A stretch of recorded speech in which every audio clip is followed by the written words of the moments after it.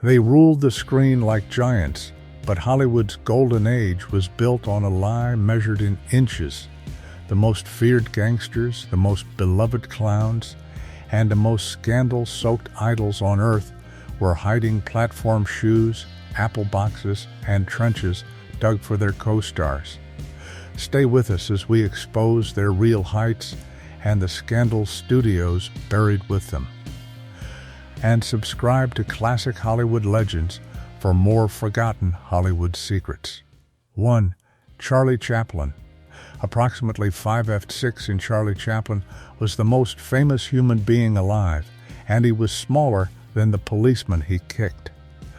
Born in London in 1889 into brutal poverty, he built the tramp at Keystone in 1914 out of baggy trousers, a bowler hat, a cane, and boots reportedly 9 sizes too big for his own size 5 feet.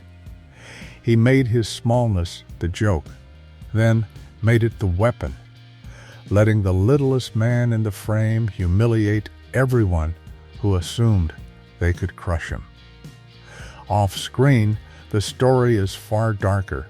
Chaplin married Mildred Harris and then Lita Gray when each was 16.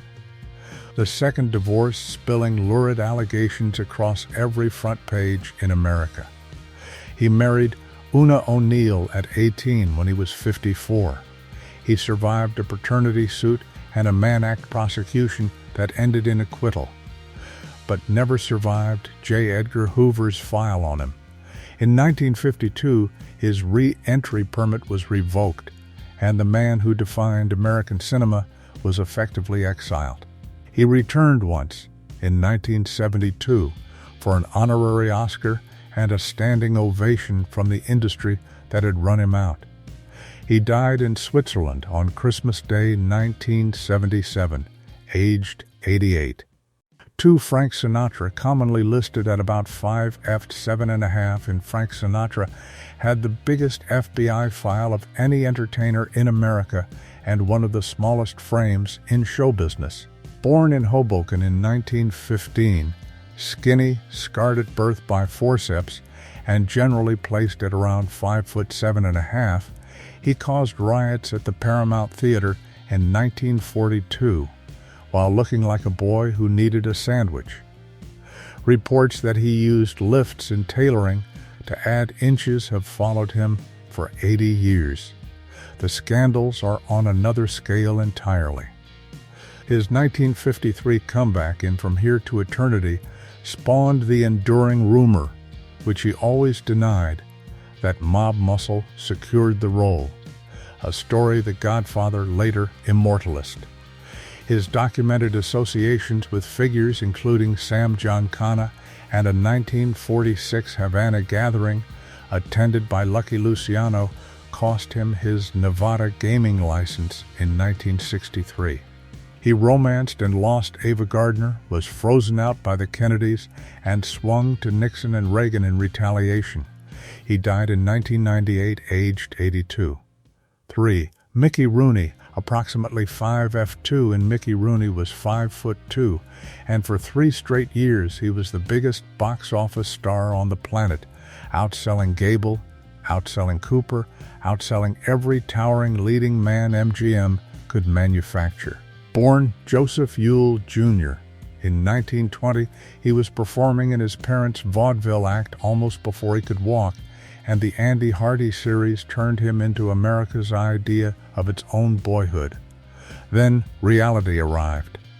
Rooney married 8 times, the first to Ava Gardner, who stood visibly taller than him and later described the marriage with withering candor.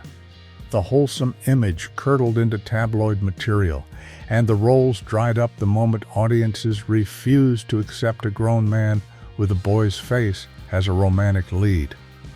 The ugliest stain came later when he played Mr. Yuniyoshi in Breakfast at Tiffany's in Yellowface, a performance now shown in classrooms as an example of racist caricature. Rooney publicly expressed regret decades afterwards. He testified before Congress in 2011 about elder abuse he said he had suffered himself, He died in 2014 at 93 after 80 years on screen and reportedly with almost nothing left. 4. Humphrey Bogart. Commonly listed at about 5'8" in Humphrey Bogart is the toughest man in the history of American movies, and in Casablanca he was reportedly standing on blocks. At roughly 5'8", Bogart was not a small man by ordinary standards, but he was routinely shorter than the women the studio put in his arms. Ingrid Bergman stood around 5'9", and accounts from the production describe lifts in his shoes, ramps beneath his feet, and Bergman quietly lowered in the frame, so the world's most famous love story would not look absurd. That is the scandal nobody mentions when they quote the airport speech. Bogart clawed his way up from third billing and a lifetime of gangster corpses, breaking through as Duke Mantee in The Petrified Forest because Leslie Howard insisted on him. He drank openly, insulted studio bosses, married Lauren Bacall when she was 19 and he was 45, and flew to Washington with the Committee for the First Amendment before publicly retreating with an article declaring he was no communist, a reversal that still divides film historians. Chain smoking killed him. He died in 1957, aged 57. 5. Bing Crosby. Commonly listed at about 5'7" in Bing Crosby, sold more records than anyone alive, played America's warmest priest, and left behind one of the ugliest reputational collapses in Hollywood history. At roughly 5'7", balding early and reportedly having his prominent ears taped back for the camera, he was physically unremarkable and vocally untouchable, winning the 1944 Best Actor Oscar for Going My Way and making White Christmas the best-selling single ever recorded. He was also a genuine technical pioneer who funded magnetic tape recording and changed how radio was made. Then in 1983, his son Gary published Going My Own Way, describing a father who beat his children with a belt and ran the household with cold, ritual cruelty. 2 of his brothers supported the account, another disputed it, and the family split publicly. 2 of Crosby's sons later died by suicide. He collapsed and died on a golf course near Madrid in 1977, aged 74, with his gentle screen image still perfectly intact. 6. James Cagney. Approximately 5'5" in James Cagney shoved half a grapefruit into Mae Clark's face in 1931 and turned a 5'5" dancer into the most dangerous man in pictures. The Public Enemy made him a Warner Brothers star and made censors frantic because Cagney's gangsters were not warnings. They were thrilling. He moved like a boxer built from tap steps, clipped his consonants, squared his shoulders, and audiences forgot entirely that he was looking up at almost every man he threatened. Cagney admitted the illusion needed help. During close shots with the tall actress Claire Dodd, he recalled the crew slipping a 2-inch apple box under his feet. Consider the beginnings he never hid: vaudeville work that included a stint as a female impersonator, then chorus dancing, then Broadway, then Sinner's Holiday in 1930. He fought Warner Brothers repeatedly over money and contracts, was accused in the 1930s of funding communist causes and was cleared, and finally won his Academy Award in 1943 not as a killer but as flag-waving showman George M. Cohan in Yankee Doodle Dandy. He died in 1986, aged 86. 7. Sammy Davis Jr., approximately 5'4½" in Sammy Davis Jr., was the most talented performer in the Rat Pack and the only one who could be refused a room in the hotel he was headlining. Born in Harlem in 1925, he joined his father and Will Maston on the vaudeville circuit at about 3 years old and learned to sing, dance, mimic, and read a crowd before he could read a contract. He stood around 5'4.5" and could take a stage away from Frank Sinatra. The controversies were relentless and mostly not his fault. He endured vicious racial abuse in the wartime army. A 1954 car crash destroyed his left eye.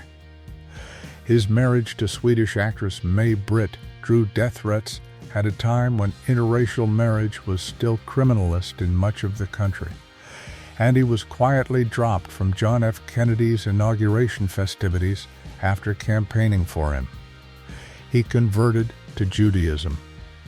He topped the charts with The Candyman in 1972, then detonated his standing with Black America by embracing Richard Nixon on camera. He died of throat cancer in 1990, aged 64, reportedly buried in debt. 8. Groucho Marx. Commonly listed at around 5'7" in Groucho Marx, spent his life insulting people taller, richer, and more powerful than himself. And the grease paint mustache was as fake as the height advantage he never had. Born Julius Henry Marx in New York in 1890, generally placed around 5'7", he built a persona out of a stoop, a crouching walk, and a cigar, physically shrinking himself further to make the arrogance funnier. The Marx Brothers were a censor's nightmare. Duck soup was reportedly banned in Mussolini's Italy for mocking dictators. The Hayes office fought their innuendo constantly, and when Warner Brothers threatened legal action over A Night in Casablanca, Groucho replied with letters so savage they are still quoted in law schools. His private life was harder. 3 marriages ended in divorce, several dogged by alcoholism. And his final years were consumed by a bitter court battle over the influence of his companion Aaron Fleming, later ordered to repay his estate. He died in 1977, aged 86, 3 days after Elvis, and the world barely noticed. 9. Al Jolson, commonly listed at around 5'7", and Al Jolson called himself the world's greatest entertainer, and for a while, nobody seriously argued. Born Asa Jolson in Lithuania to a cantor's family, he became the loudest voice in America, and in 1927 spoke the words that ended silent film in The Jazz Singer. He was not a tall man, generally placed around 5'7", and he compensated with an ego that co-stars found genuinely alarming. Contemporaries complained he would take over scenes, songs, and entire pictures rather than share them. His legacy is now inseparable from blackface. Jolson performed in burnt cork throughout his career, including in the film that made cinema talk, and no amount of context makes that footage watchable today. The complication historians still argue about is that the same man reportedly fought for black songwriters and performers, championed Cab Calloway, and challenged segregated venues, which leaves a figure who is both a pioneer of representation and a monument to caricature. He entertained troops in Korea at his own expense, came home exhausted, and died weeks later in 1950, aged 64. 10. Edward G. Robinson, approximately 5'5", and Edward G. Robinson terrified a generation and could not keep his eyes open when a gun went off. During Little Caesar, director Mervyn LeRoy recalled the crew taping the actor's eyelids so his flinching would not ruin the takes. Born Emanuel Goldenberg in Bucharest in 1893 and raised on New York's Lower East Side, he was 5'5", soft-spoken off-camera, and one of the most serious art collectors in Hollywood, which makes the snarling Rico Bandello one of the great acting cons in movie history. Then, politics came for him. Robinson's early anti-fascism and civil rights work made him a target, and he was hauled before the House Committee 3 times, eventually delivering testimony that cleared him but left him bitter enough to say he had been made a sucker. The Gray List gutted his 1950s. He never received a competitive Oscar nomination in a career of 40 years. The Academy finally voted him an honorary award, and he died of cancer weeks before the ceremony in January 1973, with his last film, Soylent Green, still unreleased. 11. Peter Lorre, listed between 5F3 in and 5F5 in Peter Lorre, made a courtroom of murderers fall silent while pleading for his life, and he did it looking up at all of them. Fritz Lang's M in 1931 turned an unknown stage actor into an international sensation, not because Lorre looked powerful, but because his round face could hold compulsion, terror, and self-disgust simultaneously. Born Laszlo Lowenstein in what is now Slovakia, he fled Germany as a Jewish actor in 1933 and reached Hollywood via Britain, where Hitchcock cast him in The Man Who Knew Too Much before he could speak English, reportedly learning his lines phonetically. He is usually listed at about 5'3", though immigration papers and a 1947 medical examination recorded 5'5". Hollywood weaponized his frame, casting him endlessly as the nervous foreign degenerate Joel Cairo Ugarte, a parade of creeping suspects. What the studios did not advertise was the morphine addiction that grew out of chronic pain and gallbladder surgery, the weight gain, the collapsing career, and the money troubles. He died of a stroke in 1964, aged 59. 12. Buster Keaton, approximately 5'5", in Buster Keaton, let a 2-ton house facade fall on him and did not blink. In Steamboat Bill Jr. In 1928, he marked his feet, stood still, and allowed an open window to pass over his body with inches of clearance in one take, with no expression whatsoever. He was about 5'5", and he used that compact, indestructible body to climb buildings, ride motorcycle handlebars, and survive mechanical catastrophes that would end most careers. The making of Buster Keaton is genuinely disturbing. His father threw him bodily across vaudeville stages as a small child, an act that attracted the attention of authorities, and by 5 he was a seasoned professional at being hurled into scenery. He reportedly broke his neck during a water tower stunt in Sherlock Jr. and did not learn of the fracture for years. Signing with MGM in 1928 bought him security and destroyed his creative control. Alcoholism did the rest, including a stay in a sanitarium where he claimed to have escaped a straitjacket using tricks learned from Houdini.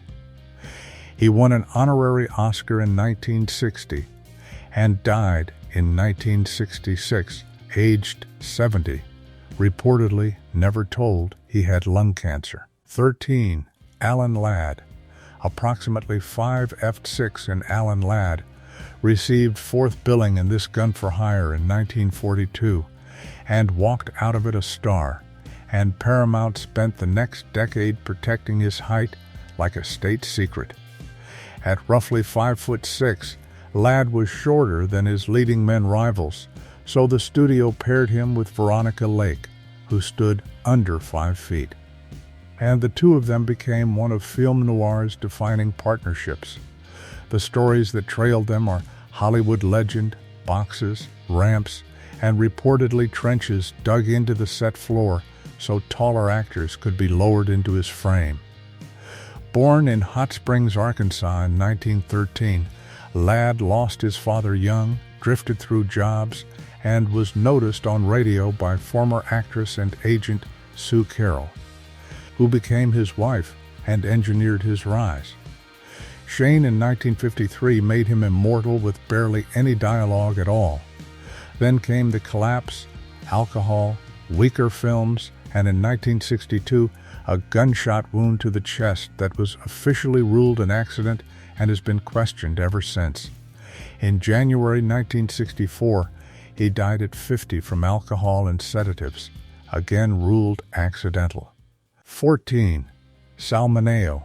Approximately 5'6" in Sal Mineo put a red sock on Plato's foot in Rebel Without a Cause because he reportedly wanted the audience to understand that the boy's love for James Dean's character was not ordinary friendship. In 1955, that was almost unspeakable, and it earned him an Oscar nomination at 16. Born in New York in 1939 to a Sicilian-American family, he had already worked Broadway in The Rose Tattoo and The King and I, and although he was listed at around 5'6", his slight frame and childlike face made him look permanently younger and smaller than everyone beside him. That was his fortune, and then his prison. A second nomination arrived for Exodus, but Hollywood had no adult roles for a man it still saw as a delicate teenager, and his openness about his sexuality in an industry built on the closet destroyed what remained. He directed a staging of Fortune in Men's Eyes so explicit that audiences walked out. In 1976, he was stabbed to death outside his West Hollywood home at 37. Authorities called it a robbery, and speculation has never stopped. 15. Robert Blake. Approximately 5'4", and Robert Blake began as a child in Our Gang and ended as a defendant in one of the most notorious murder trials in Hollywood history. Born Michael Gubitosi in 1933, he was on screen as a small boy, played Little Beaver in the Red Ryder Westerns, and, at about 5'4" as an adult, sold Humphrey Bogart a lottery ticket in The Treasure of the Sierra Madre in a scene film students still point at. He hated being a child star and said so with a bitterness few of his generation dared voice publicly, describing the work as a stolen childhood.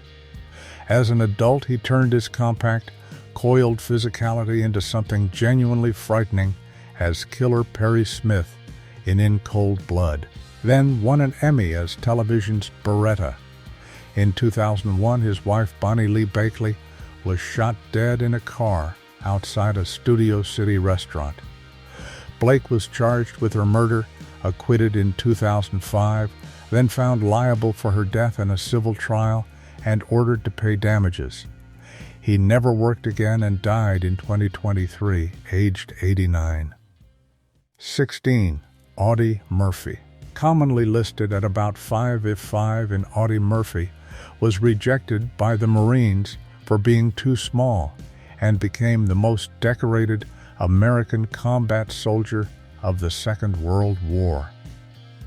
Standing around 5'5" and reportedly weighing barely over 100 pounds when he enlisted as a Texas sharecropper's son, he received the Medal of Honor for holding off German infantry and tanks essentially alone while directing artillery by telephone. Hollywood turned him into a star and then, extraordinarily, cast him as himself in To Hell and Back in 1955, one of the strangest arrangements in studio history. What the publicity buried was the damage.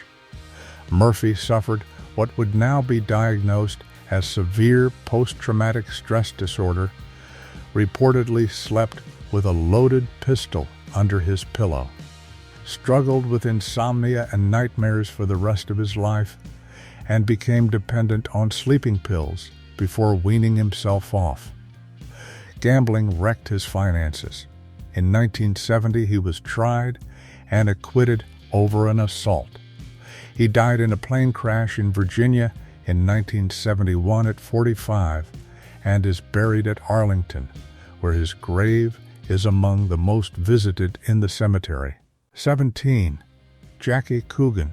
commonly listed at about 5'6", and Jackie Coogan was the first child superstar in movie history, and his own mother spent his fortune. Chaplin discovered him as a 4-year-old and made him the Kid in 1921, and the film's tiny partner in crime became a global sensation who reportedly earned somewhere between $3 and $4 million before puberty. Then he grew up, reached roughly 5'6", and discovered Hollywood had no use for a small adult who was no longer adorable. Worse, when he turned 21, he found the money essentially gone, spent by his mother and stepfather, who reportedly told the press that every dollar a child earns belongs to the parents. Coogan sued in 1938, recovered only a fraction, and the outrage produced California's Child Actors Bill, still known as the Coogan Act. He had already survived a 1935 crash that killed his father and his friend Junior Durkin. He found unlikely immortality as Uncle Fester on The Addams Family and died in 1984, aged 69. 18. John Garfield, commonly listed at about 5'6", and John Garfield invented the American screen rebel a decade before Brando, and the Blacklist killed him for it at 39. Born Jacob Julius Garfinkel on New York's Lower East Side, he came out of street fights, reform school, and the leftist group theater with a chip on his shoulder and roughly 5'6" of concentrated aggression. Warner Brothers had no idea what to do with a leading man who looked like the audience rather than a Greek statue, and it worked anyway. He was Oscar-nominated for 4 Daughters, seethed opposite Lana Turner in The Postman Always Rings Twice, and produced Body and Soul independently when the studio system bored him. Then the House Committee called him. Garfield refused to name a single name, insisted he knew no communists, and was rewarded with unemployment. The FBI kept his file open while his career evaporated. He died of a heart attack in May 1952, and because he died overnight in the apartment of a woman who was not his wife, the tabloids feasted while thousands mourned outside his funeral. 19. Lou Costello. Described in 1939 as 5'3", and Lou Costello was a 5'3" stuntman before he was America's favorite idiot, and one early assignment reportedly required him to double for Dolores Del Rio in a wig and dress while diving from a second-story window. Born Louis Francis Costello in Paterson, New Jersey in 1906. He was described in a 1939 profile as 5'3" and 185 pounds, and beside the 6-foot, needle-thin Bud Abbott, that contrast was never hidden. It was the act. Abbott stayed calm and superior, while Costello bounced, whined, misunderstood everything, and detonated, and Who's on First became the most perfectly engineered piece of confusion in comedy. The private cost was appalling. Rheumatic fever damaged his heart in 1943.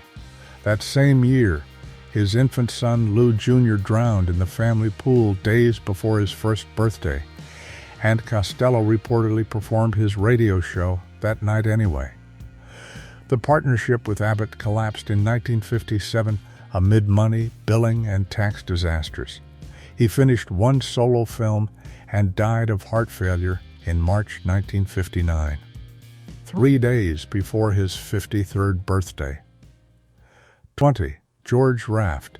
Approximately 5'7", and George Raft played gangsters because he had grown up among them, and that is precisely why governments took an interest. Raised in Hell's Kitchen, he danced in New York clubs with a fast, tightly controlled style that reportedly impressed Fred Astaire. And at around 5'7", he learned to dominate a frame by refusing to move. A stare, a pause, a coin flipped over and over, as Guino Rinaldo in Scarface in 1932. The stillness was the threat.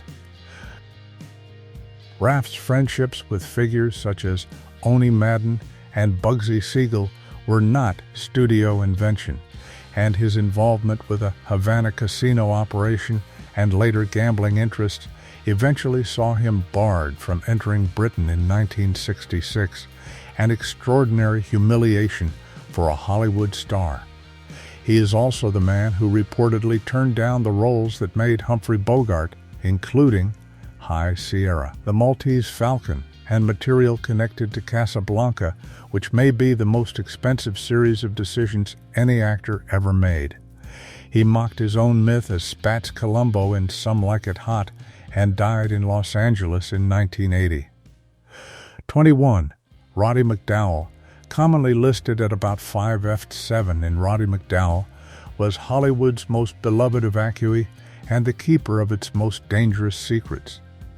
Sent from wartime London to escape the Blitz, he broke through at 13 in How Green Was My Valley in 1941, then carried Lassie Come Home and My Friend Flicka.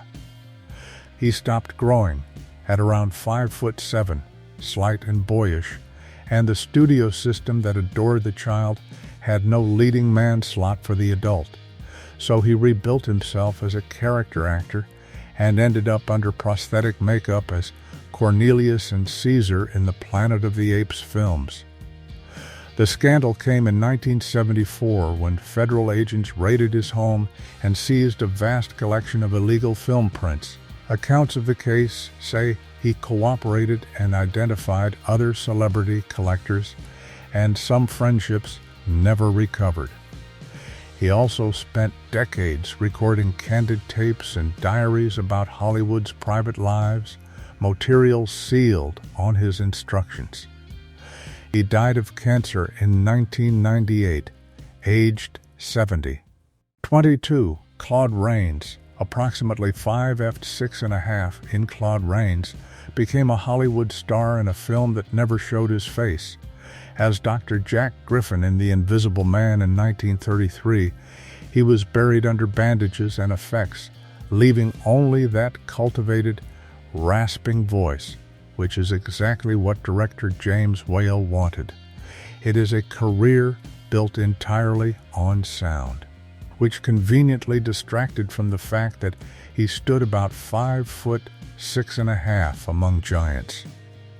Born in London in 1889, he grew up poor with a heavy Cockney accent, a lisp, and a stammer, and drilled all three out of himself so thoroughly that he ended up teaching at the Royal Academy of Dramatic Art. He was gassed in the First World War and lost most of the sight in one eye. Beside taller stars he never competed physically, he used diction, timing, and stillness, giving us Prince John, Senator Payne, and the deliciously corrupt Captain Renault in Casablanca. He was nominated 4 times and never won. He also married 6 times, a detail his gentlemanly image rarely mentions. He died in 1967, aged 77. 23. Burgess Meredith, listed at about 5'4.5" in Burgess Meredith, broke a pair of eyeglasses in 1959 and created one of the cruelest endings in television history. As the lonely bank clerk in The Twilight Zone's Time Enough at Last, he finally has all the time in the world to read and then shatters the lenses he needs. And the whole devastating effect comes from a man listed at roughly 5'4.5". Born in Cleveland in 1907, he was a stage actor first, praised as George Milton in Of Mice and Men in 1939, and his compact frame never limited what he attempted. His politics did. Meredith's outspoken liberalism got him blacklisted in the early 1950s and gutted his film career at its peak. And television became his only door back in.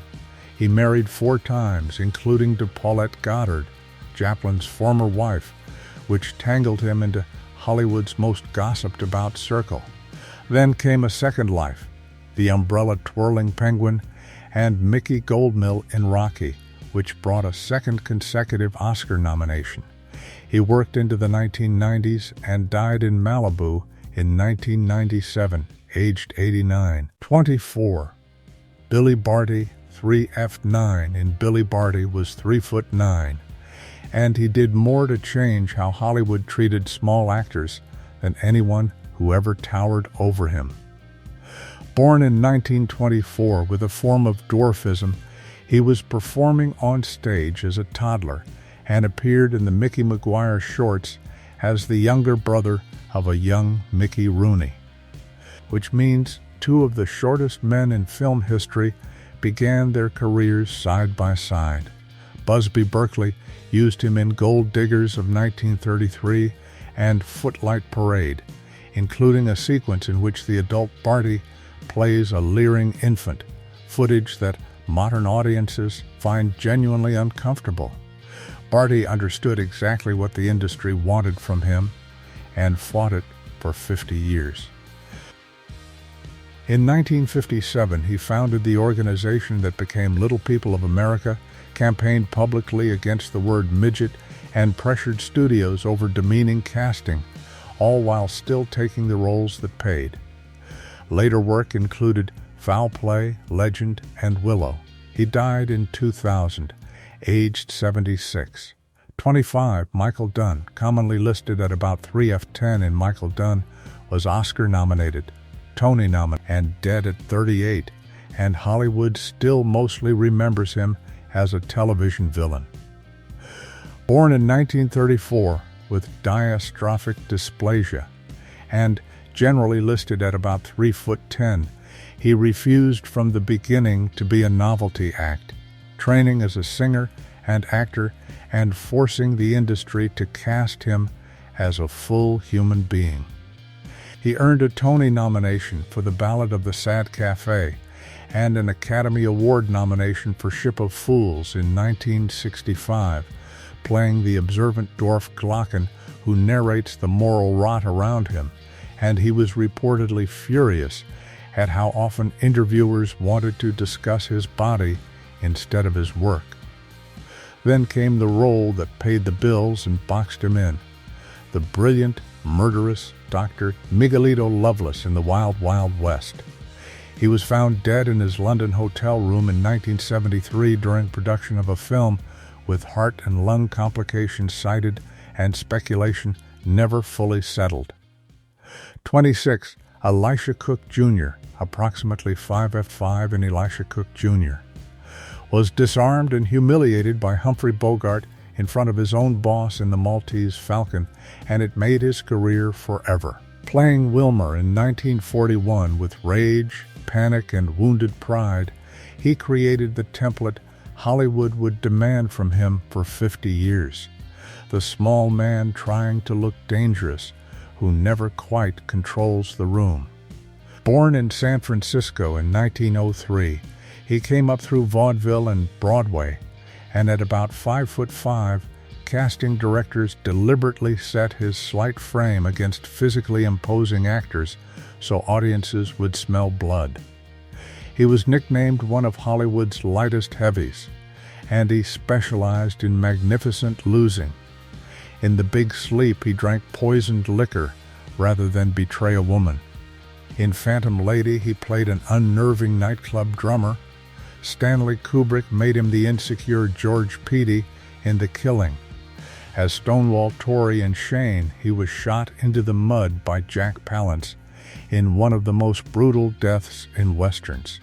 He died in 1995 at 91, the last surviving principal of the Maltese Falcon. 27.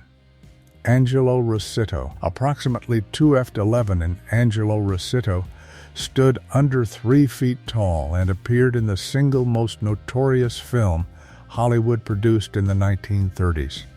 Born in 1908, he was cast in Todd Browning's Freaks in 1932, a picture built around performers with real physical differences that so horrified preview audiences that MGM cut it heavily, buried it, and reportedly wished it away. Britain banned it outright for roughly 3 decades. The scandal is not only the film's content, but the industry's response, which treated the cast as a marketing gimmick and then abandoned them. Rossitto kept working for 60 years anyway, appearing alongside Bela Lugosi and taking whatever the horror and exploitation market offered, while famously running a newsstand on Hollywood Boulevard between jobs because acting alone could not support him. Then, at nearly 80, he rode a giant's shoulders as master in Mad Max Beyond Thunderdome and introduced himself to an entirely new generation. He died in 1991, aged 83. 28, Jerry Marin, 4 of 3, and Jerry Marin was 4'3", handed Dorothy a lollipop in 1939, and spent the next 70 years defending the reputation of everyone who stood beside him. As the middle member of the Lollipop Guild in The Wizard of Oz, he became part of the most recognizable ensemble in cinema, and reportedly earned somewhere around $50 to $100 a week, while, by the most repeated account, the dog playing Toto was paid considerably more. That detail alone tells you how the studio ranked them. The uglier legacy came later, when lurid stories of drunken, orgiastic Munchkin behavior at the Culver Hotel spread through talk show anecdotes and were cemented by the film Under the Rainbow. Marin denied them for decades, insisting the cast were working professionals treated as curiosities. And he lived long enough to see a Walk of Fame star awarded to the Munchkins in 2007. He was the last of them, dying in 2018, aged 98. 29. Frankie Darro, approximately 5'3", and Frankie Darro rode freight trains, fought railroad guards, and carried the fury of a generation of abandoned teenagers in Wild Boys of the Road. And the Depression drama was so raw that the Library of Congress eventually placed it in the National Film Registry. Born Frank Johnson Jr. In Chicago in 1917 to circus aerialists known as the Flying Johnsons, he entered films at 6, did his own stunts, and at roughly 5'3", kept a boy's face and body well into his 20s. So studios kept casting a grown man as a restless teenager, and then as a jockey, and eventually as almost nothing at all. He voiced Lampwick, the boy turned into a donkey in Disney's Pinocchio, and headlined cheap monogram action comedies opposite Mantan Moreland in pairings modern critics condemn for their racial stereotyping. After naval service in the war, alcohol problems reportedly narrowed his options to bit parts and stunt work, though he did climb inside the suit to operate Robbie the Robot in Forbidden Planet. He died of a heart attack on Christmas Day, 1976, 3 days after turning 59. 30. Donald Meek, approximately 5'4", and Donald Meek had the most perfectly misleading name in movie history. In John Ford's Stagecoach, he sits among gunfighters, fugitives, and thieves as Samuel Peacock, a trembling whiskey salesman, and at around 5'4" with a bald head and an anxious voice, he was cast forever as timid clerks, fussy professors, and men flattened by louder personalities. The truth was nothing like it. Born in Glasgow in 1878, he entered the theater as a child, trained as an acrobat, and joined a high-wire act until a catastrophic fall left him with multiple fractures and ended that life. He reportedly lost his hair to fever contracted during military service, which handed him the fragile look Hollywood exploited for decades. He made more than 100 films, including You Can't Take It With You, The Informer, Captain Blood, and Jesse James. and directors valued him because he could establish a character in seconds without stealing focus. He finished Magic Town shortly before dying of leukemia in November 1946, aged 68, and received a posthumous star on the Hollywood Walk of Fame in 1960. So the illusion was never really about height, it was about control. Who got to look powerful, who got hidden behind a taller co-star, and which secrets the studios were willing to bury to keep the fantasy intact. Every one of these men was smaller than his legend, and in most cases far more scandalous. If this list changed how you see Golden Age Hollywood, tell us which revelation shocked you most in the comments, and subscribe to Classic Hollywood Legends for more forgotten Hollywood secrets.